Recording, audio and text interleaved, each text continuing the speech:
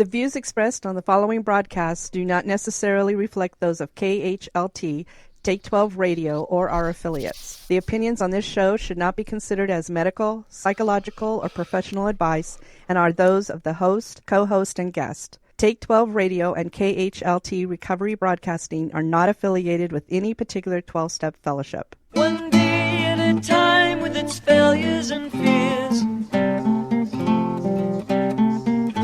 with portion of pain and burden of care, we must meet.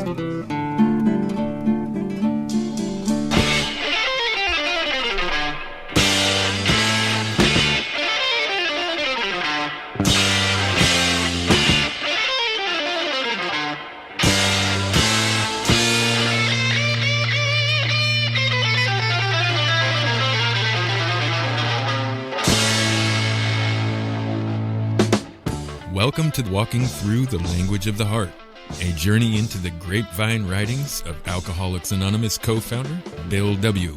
And now, here are your co-hosts, Chris S. and the Monty'man. Well, good day, everyone. Morning, noon, or night, whenever you're tuning in. Welcome to another episode of Walking Through the Language of the Heart. And as always, Chris S. is with us. Hey, Chris. What's happening, Monty?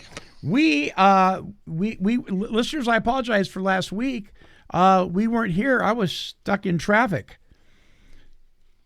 Which reminds me, you know the group Traffic?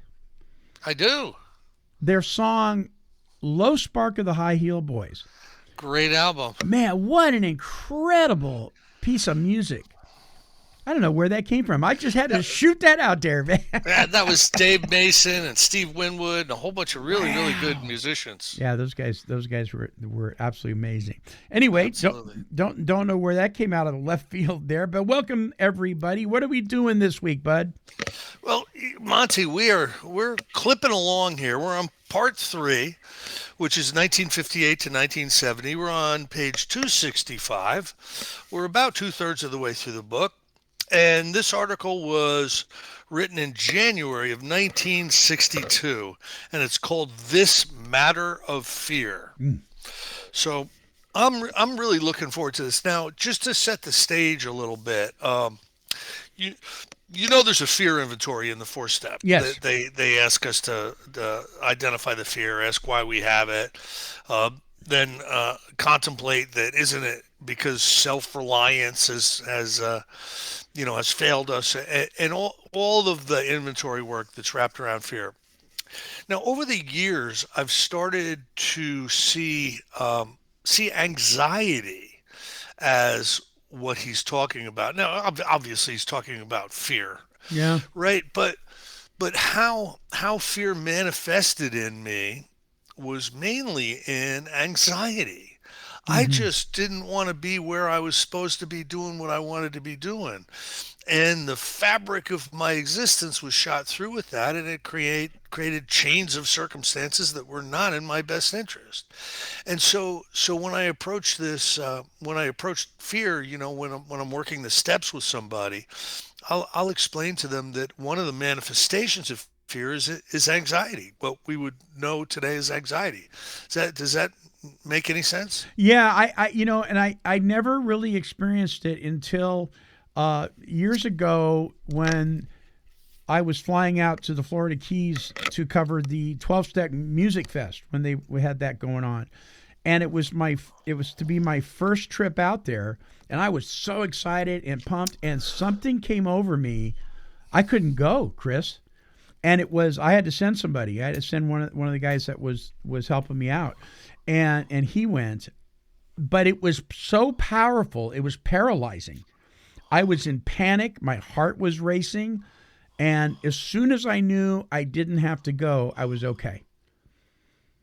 But I'd never experienced anxiety like that before. And that's what my doctor said. You had an anxiety attack. Yeah. Yeah. So I've had 2 in my life. I've had 2 full-blown anxiety attacks, and I thought I was going to die. Yeah. Do you know that we end up in the ERs, alcoholics end up in the ERs all the time with those anxiety attacks, and we're clutching our heart, and and the ER staff comes up and puts their instruments on us and go, there's nothing wrong with Right, you. right.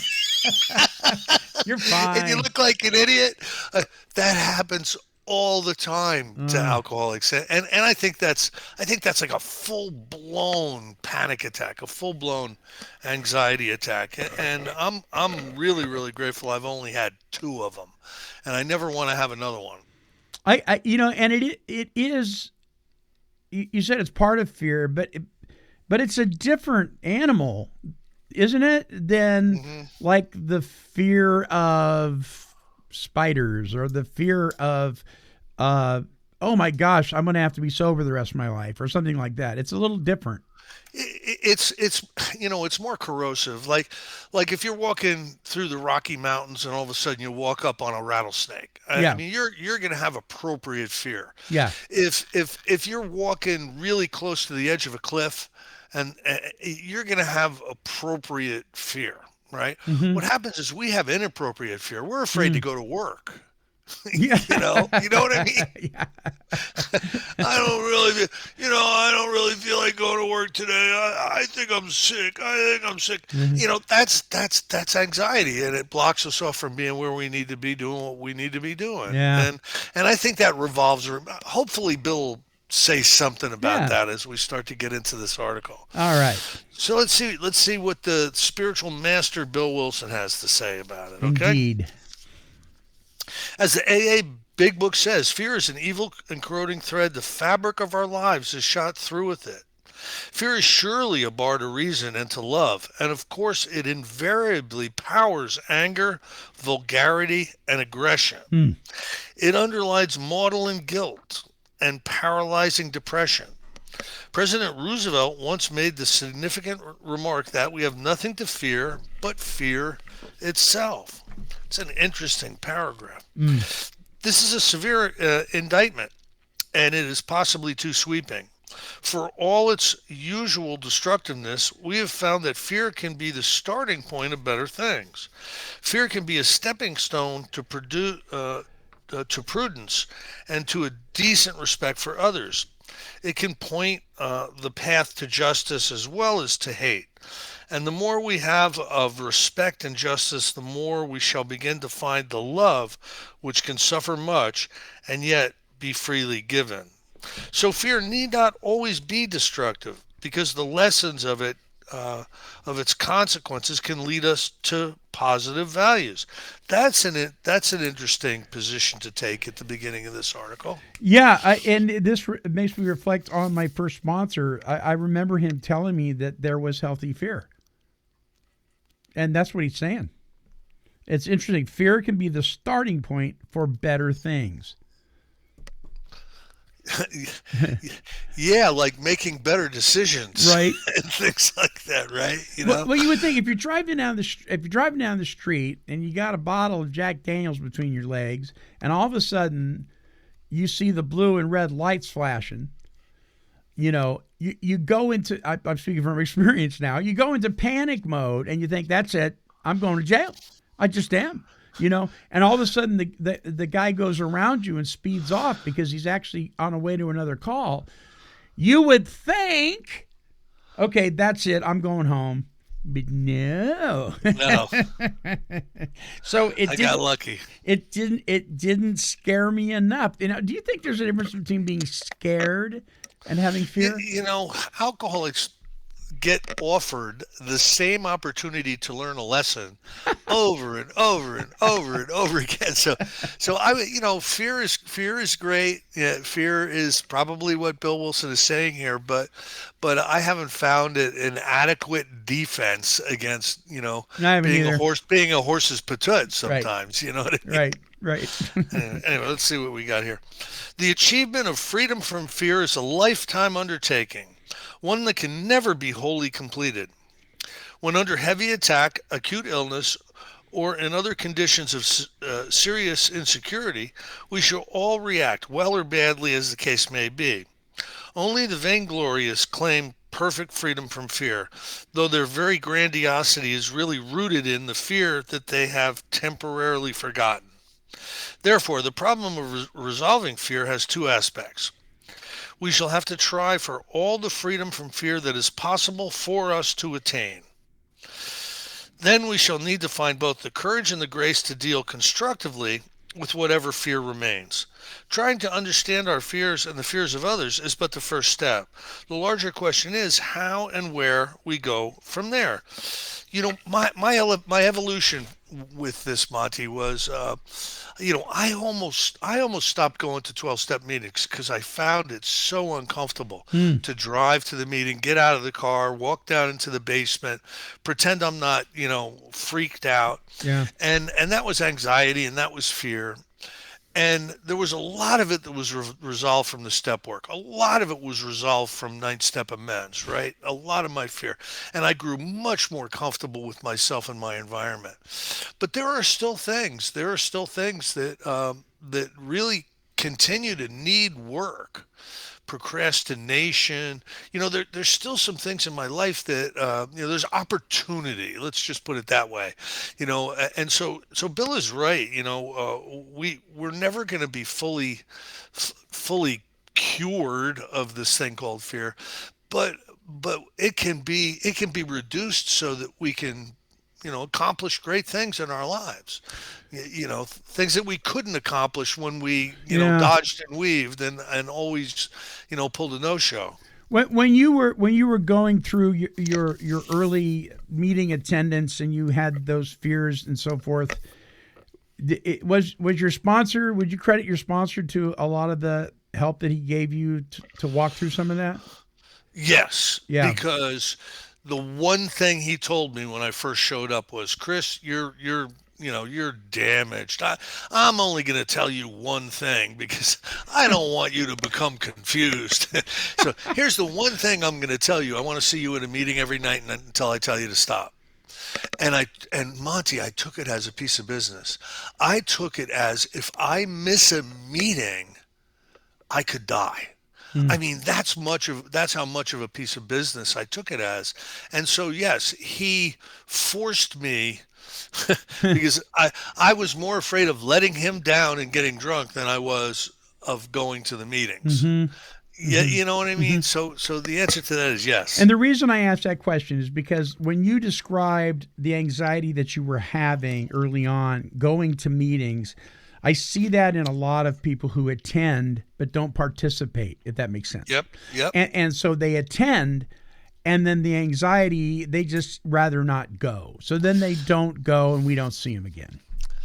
In the 90s, it was, why aren't you sharing? Why don't you share at meetings? Yeah. Oh, I talk to my sponsor. I don't really have a lot to say. And a lot of times the people that weren't sharing weren't staying. I'm talking strictly fellowship. This was prior to anybody understanding the urgency of the 12 steps. Sure. Because AA in the early 90s in my area, steps were you go to 12-step and 12 tradition meetings and share about the steps. That's what you did. You listened to them, you shared about them, you philosophized about them, you read them, you just didn't do them. Yeah. And that was the early 90s in my area. So once I became convinced by some big book aficionados, I started to see the importance of it as a way of life, as something you had to do. You had to spend the time doing it, instead of like reading about it, Yeah. Since AA's beginning, I have watched as thousands of my fellows became more and more able to understand and to transcend their fears. These examples have been unfailing help and inspiration. Perhaps then some of my own experiences with fear and the shedding of it to an encouraging degree may be appropriate. As a child, I had some pretty heavy emotional shocks.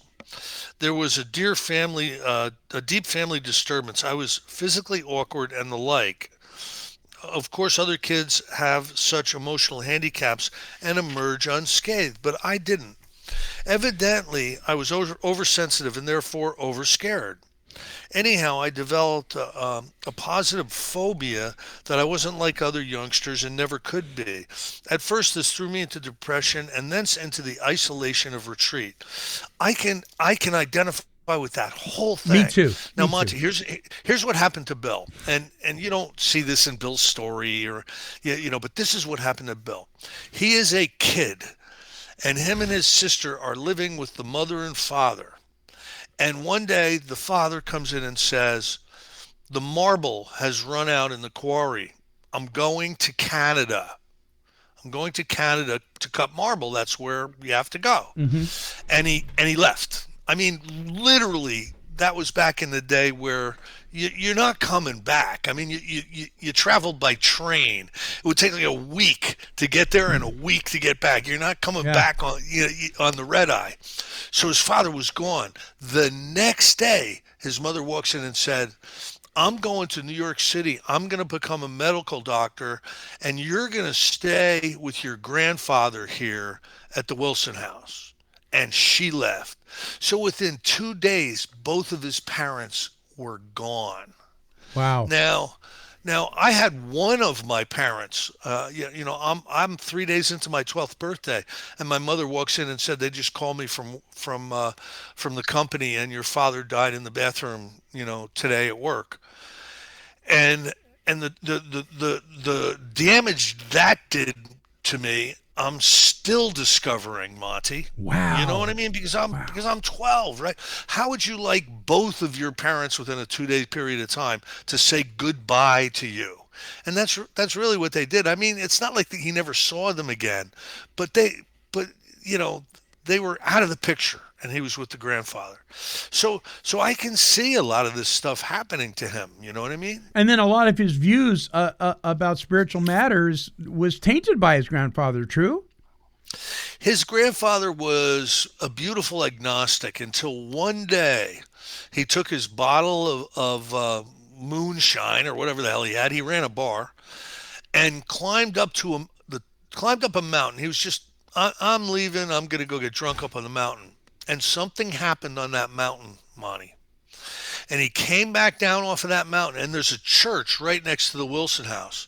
There was a congregation in there doing their thing, and he busted in there, and he pushed the preacher away from the lectern, and he started to talk about Jesus. He had Wow. had he had had an experience up on that mountain. That's Wow. Bill Wilson's grandfather. You know, Wow. so some wacky stuff was going on in this guy's family. You know what I mean? Wow. Wow. What a trip. How old was Bill when that happened? Do you know? I don't know. I don't know, but I have a feeling he was still around. Yeah. So he hadn't gone into the army yet. Right. So he had the agnostic, and he had Yeah. the evangelical, had an experienced grandfather, which could have been confusing too, for a young kid. Yeah. Sure. A lot of this stuff is going on. And here's another thing: his first girlfriend. He had a girlfriend that he was totally in love with in high school, and one day the teacher came in and said, I forget her name, Linda Lou or something. Right? We need to make an announcement to the entire student body that Linda Lou went into the hospital last night, and she died. And so he lost his first girlfriend. Mm-hmm. There was a ton of what you would describe today as traumatic loss Trauma. Yeah. in his early life. My goodness. So some of that stuff probably colors what he's talking about, but I get it. I know exactly what he's talking about Yes. in these Yeah. paragraphs. Wow. But these child miseries, all of them generated by fear, became so unbearable that I turned highly aggressive. And that was me too. I was a little criminal, thinking I never could be. I never could be long, and vowing I'd never settle for any second-rate status. I felt I simply had to dominate in everything I chose to do, work or play. As this attractive formula for the good life began to succeed according to my then specifications of success, I became deliriously happy. But when an undertaking occasionally did fail, I was filled with a resentment and a depression that could be cured only by the next triumph.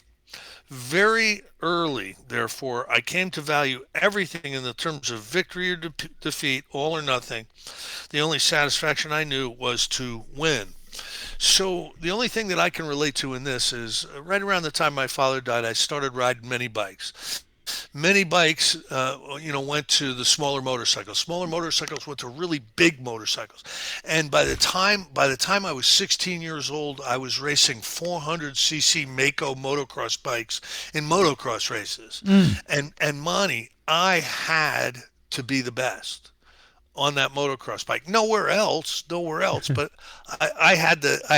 It was very Wow. important. It was very important for me not to get beaten, by a faster Oh my rider. goodness. And so I relate a little bit to that. This was my false antidote for fear, and this was the pattern, ever more deeply etched, that dogged me through school days. World War One, the hectic drinking career on Wall Street, and down into the final hours of my complete collapse. At that time, adversity was no longer a stimulant, and I knew not whether my greater fear was to live or to die. And I My got goodness. I got to that point, around 1987, Monty. Uh, I had a 38 caliber handgun. I don't even know where the hell I had gotten it, and I would put it up to my head almost every night, and just cuss myself for a weakling that I wouldn't pull the trigger. I was scared of living. I was scared of dying. I had anxiety about living. I had anxiety about dying. Hmm. And I get it. Wow. While my basic fear pattern is a very common one, there are, of course, many others. Indeed, fear manifestations and the problems that trail in their wake are so numerous and complex that this brief article, it is not possible to detail even a few of them. We can only review those spiritual resources and principles by which we may be able to face and deal with fear in any of its aspects. This is what I like about Bell. This is what I like about Bill. He is not going to write a 600-page book on the multifaceted forms of fear and anxiety. He's going to cut right to the chase. How can you escape it? Hmm. You Yeah. know what I mean? What Yeah. do you need to? What the ass is in the ditch. Let's just concentrate on how we get it out of there. Let's not worry about how it got in there, whose fault it is that it got in there. Let's put all of our energy into getting it out. And that You that know. is that seems to be a pattern with so many people. When I've counseled guys in treatment, for instance, and they feel the need to fillet themselves open to a degree where everything, including the color of the paint on the walls where they grew up, was part of the story. I mean, everything. And it's a challenge to reel them in, and let's get to the solution. How long do you want to be sick? You know what I mean?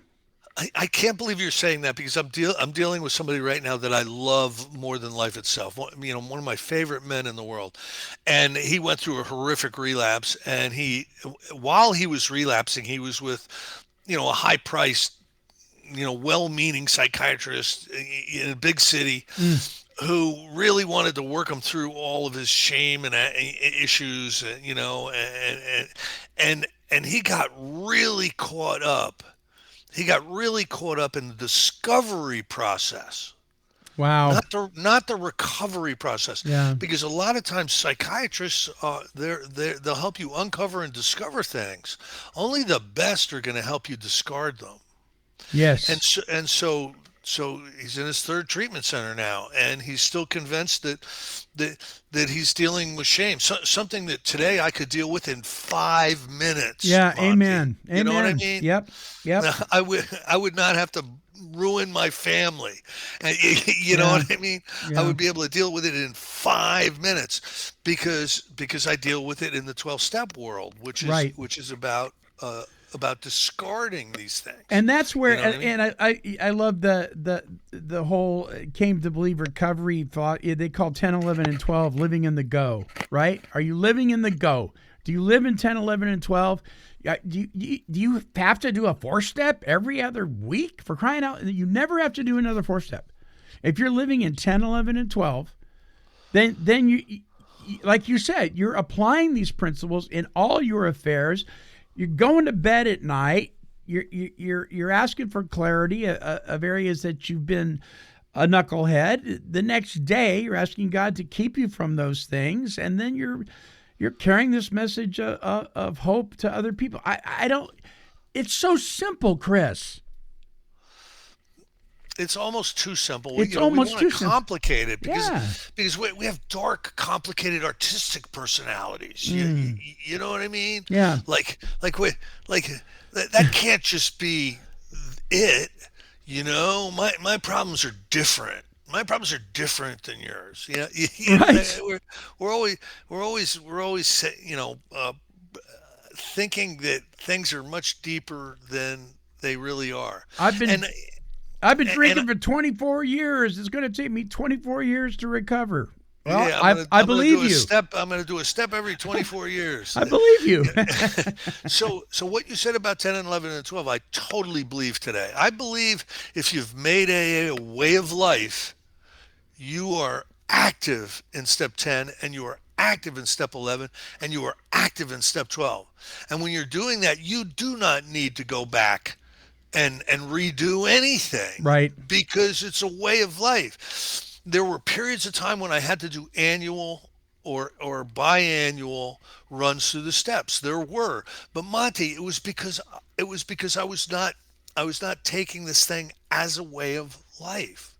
Yes, I had grabbed pieces of it here and there, and I'd applied pieces of it here and there, but it wasn't my core operational methodology like it is today.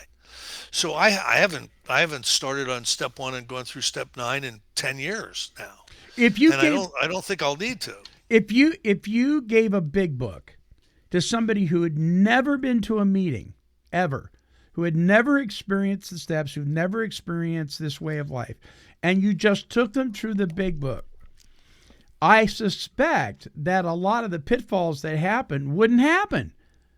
Because they wouldn't have experienced, meeting makers make it, and if you don't go to the meeting, you're going to get drunk, and all the stuff that we shoot at people, that's not even part of the directives.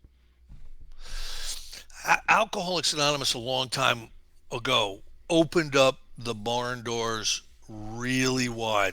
When I first came in, Monty, there was as many drug addicts as there were alcoholics in the meetings. There just was, and everybody was pretending to be an alcoholic, and AA was fine with that, right? You know what I mean? Like unity. Put out another pamphlet. Put out a pamphlet for cross-dressing Eskimos, who gamble, because we might miss those guys. Put out a pamphlet quick. I mean, AA was about quantity. And here's the thing. What happened with all that was there were a lot of people who had not gone down the scale very far, and they could do the Bob Newhart AA. Yeah. They could do this, sit around the circle and share crazy stuff. You know what I mean? And stay sober because they weren't what you would call the real alcoholic. Yeah. And long ago, Alcoholics Anonymous really started to see real alcoholism as something that is really not, not politically correct in the meetings anymore. If you showed up here tonight, you belong here. It was more of the party line, right? But so you have a palette of recovery experience out there in the fellowship, and some of it would never keep me sober, and some of it would keep a lot of people sober, and I'm okay with the whole thing.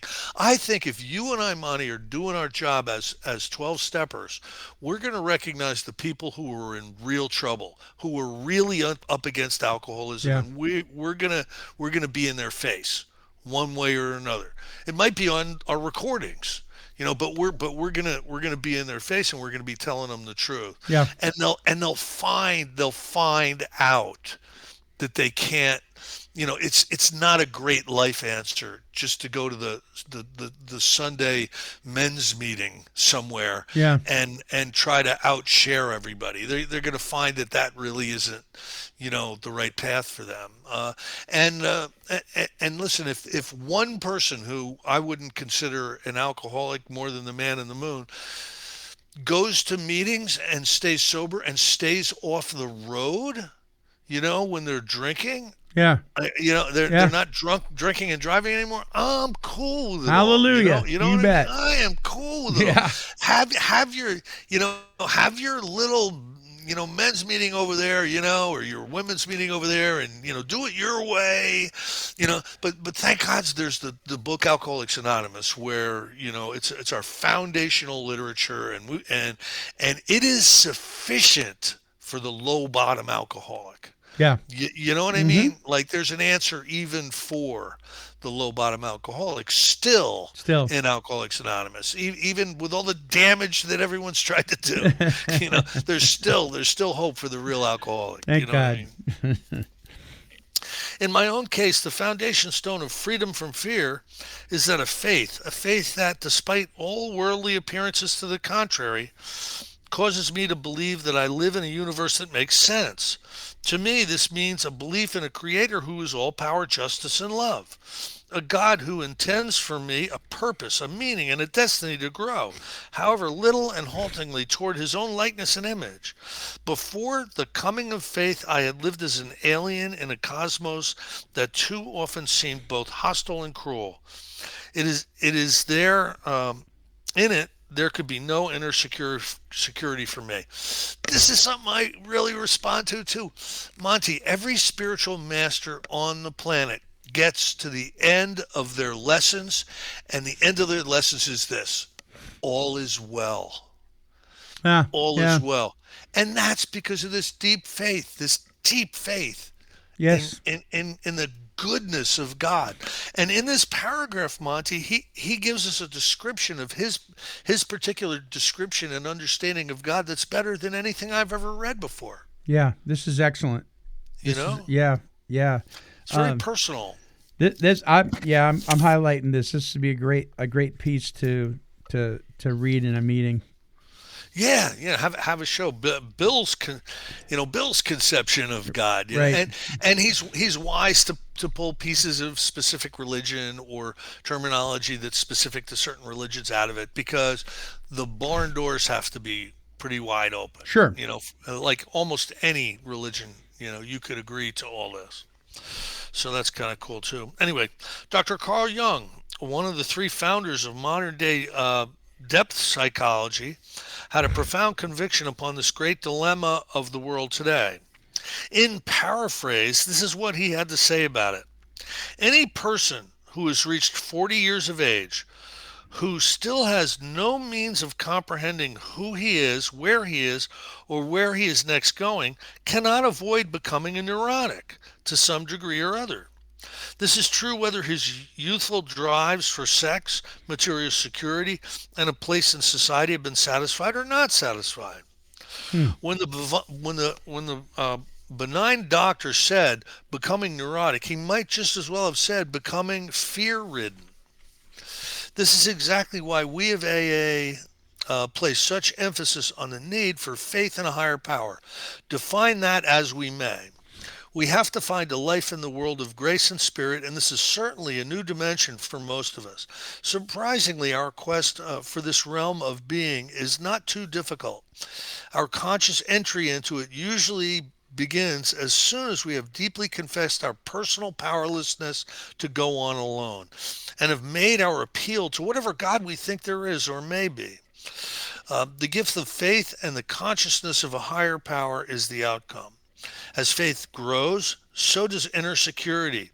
The vast underlying fear of nothingness commences to subside. Therefore, we of AA find that our basic antidote for fear is a spiritual awakening. Yes. And it absolutely was for me. Yes, me too.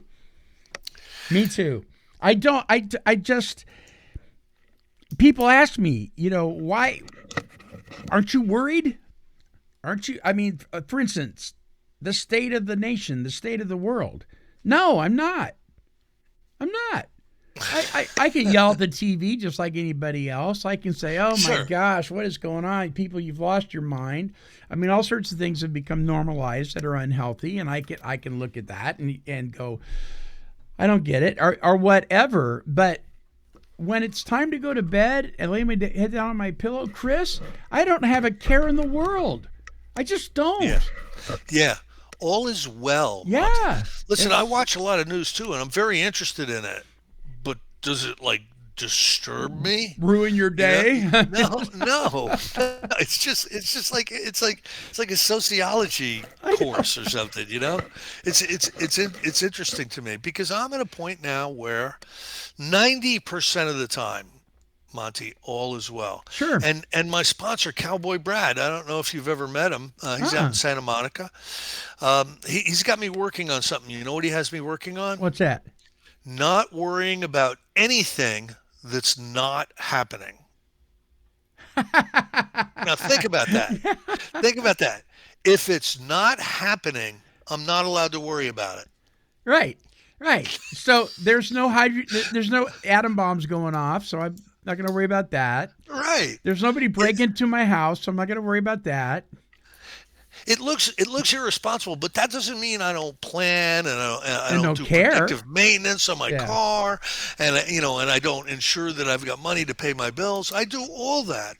I'm trying just not to worry about it if it's not happening. What's happening right now is I'm on a show with Monty. Right. And I'm allowed to worry about that.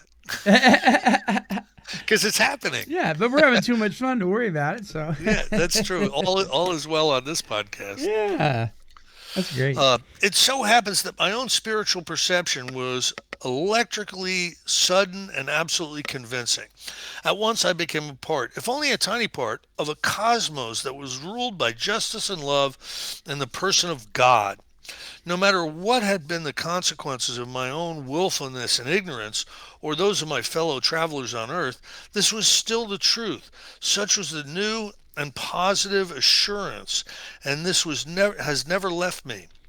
I was given to know, at least for the time being, what the absence of fear could be like. Of course, my own guilt of faith is not essentially different. My own gift of faith is not essentially different from those spiritual awakenings received by countless AAs. It was only more sudden. But even this new frame of reference, critically important though it was, only marked my entrance into that long path which leads away from fear and toward love. The old and dearly carved etchings of anxiety were not instantly and permanently rubbed out. Of course, they reappeared, and sometimes alarmingly. Being the recipient of such a spectacular spiritual experience, it was not surprising that the first phase of my AA life was characterized by a great deal of pride and power driving. The craving for influence and approval, the desire to be the leader, was still very much with me. Better still, the behavior could now be justified, all in the name of good works. Mm-hmm. It fortunately turned out that this was rather blatant phase of my grandiosity, which lasted some years, was followed by a string of adversities. My demands for approval, which were obviously based on the fear that I might not get enough of it, began to collide with these identical traits in my fellow AAs. Hence, their saving of the fellowship from me, and I saving it from them, became an all-absorbing occupation. This, of course, resulted in anger, suspicion, all sorts of frightening episodes. In this remarkable and now rather amusing era of our affairs, any number of us commenced playing God all over again. For some years, AA power drivers ran hog wild. But out of this fearsome situation, the 12 steps and the 12 traditions of AA were formulated. Mainly, these were principles designed for ego reduction and therefore for the reduction of our fears. These were the principles which we hoped would hold us in unity and increasing love for each other and for God. And really, this is what Bill is probably more respected for by non-alcoholics than anything else. Architecting the 12 steps and the 12 traditions because they can be applied in so many different ways. You know what I mean? By so many different people in so many different situations. Chris, what he just said here, it's real interesting. All the people that I've ever heard that are critical of Bill, they like to throw him under the bus and call him names and a shyster and all this kind of stuff. He isn't denying any of that. He just told on himself. Yeah. He just was just totally transparent. Yeah, I was power hungry. I wanted to be in charge. I wanted to be the guy. I wanted to be. Yeah, what's your point? So his position was always this: you're trying to knock me off of a pedestal I never placed myself on. Yeah, you did that. You put me you know up what there. I mean? Right. Well, I tell my sponsees this. Look, if you ever get to a point where you have the audacity to put me on a pedestal, at least have enough grace to forgive me when I fall off, because I'm gonna fall off. In fact, I may jump off. Oh my God, me too. Yeah. Gradually, we began to be able to accept the other fellow's sins as well as his virtues. It was in this period that we coined the potent and meaningful expression: let us always love the best in others and never fear their worst. After some 10 years of trying to work this brand of love and the ego-reducing properties of the AA steps and traditions into the life of our society, the awful fears for the survival of AA simply vanished.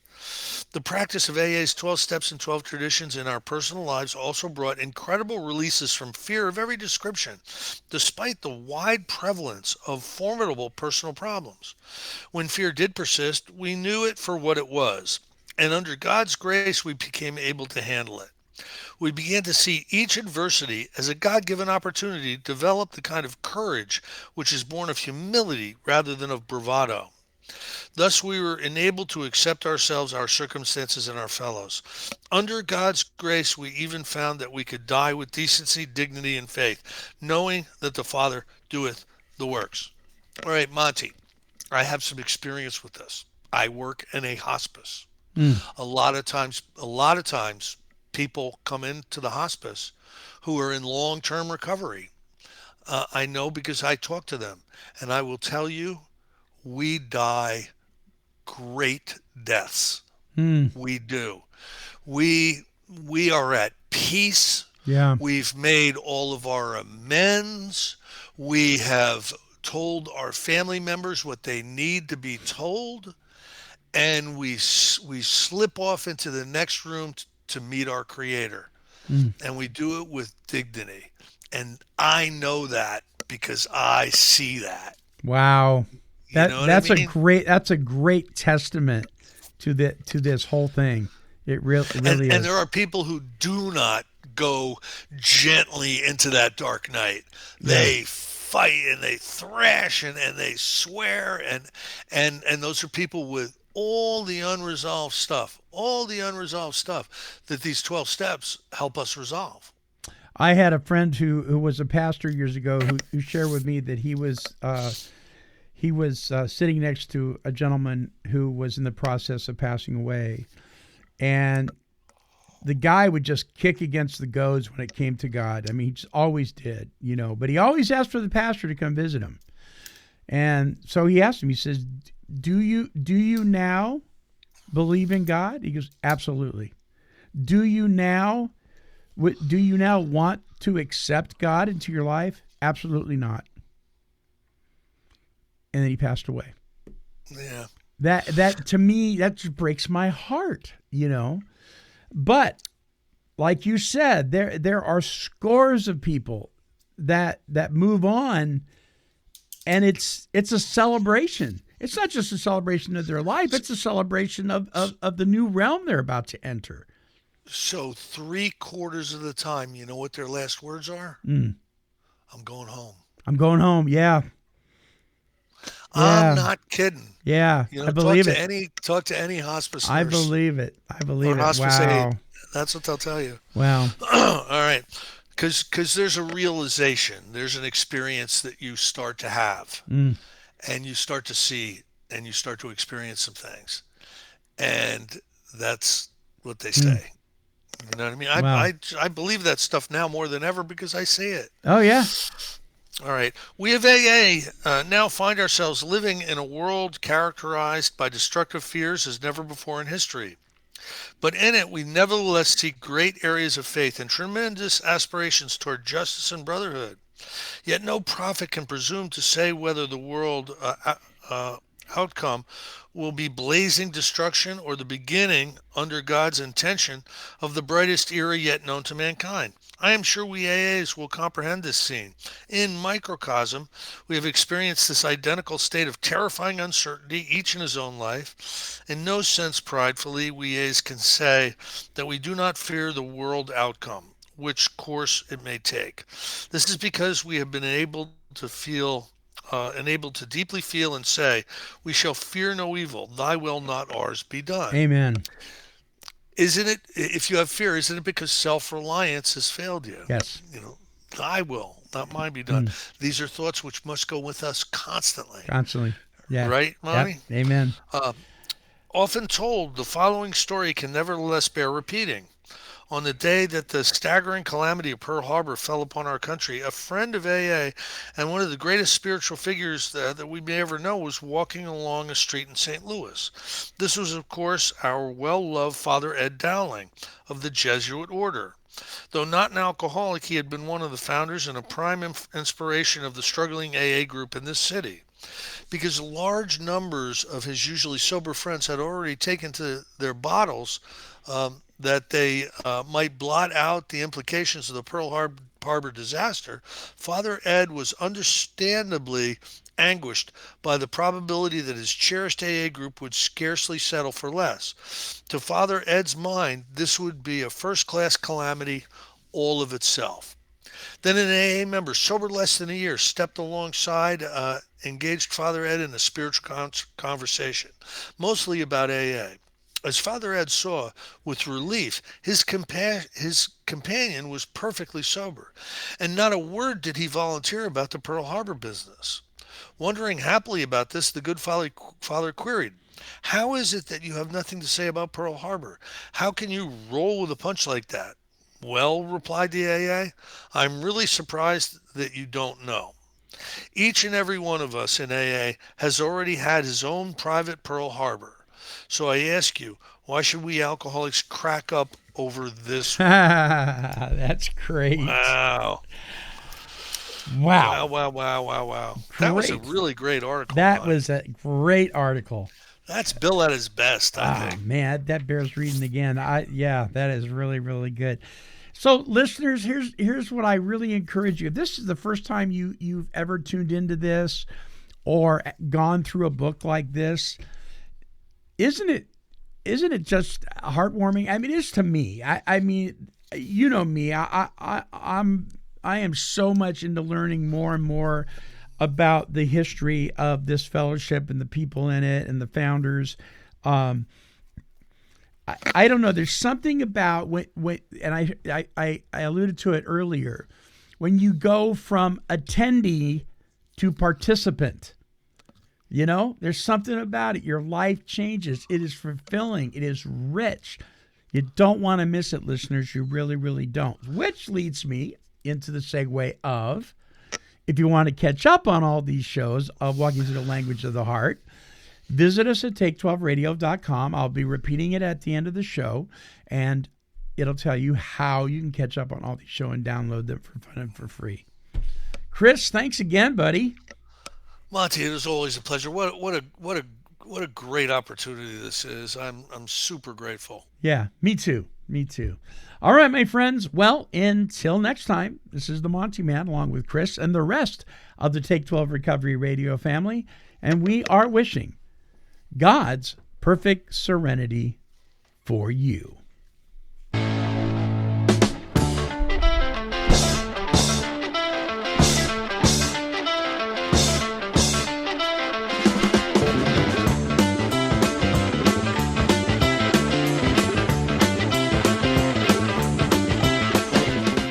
For more recovery workshops with Chris S. and the Monty'man, visit our website at take12radio.com and click on the Recovery Workshops banner.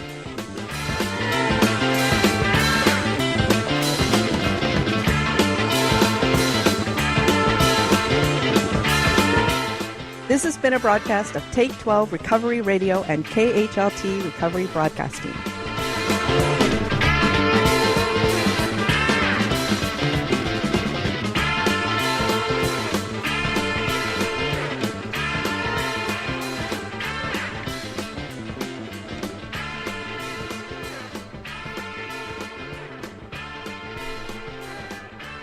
This has been a Chicken and a Pig production. Kitty, kitty, kitty, kitty. Meow, meow, meow. Woof, woof.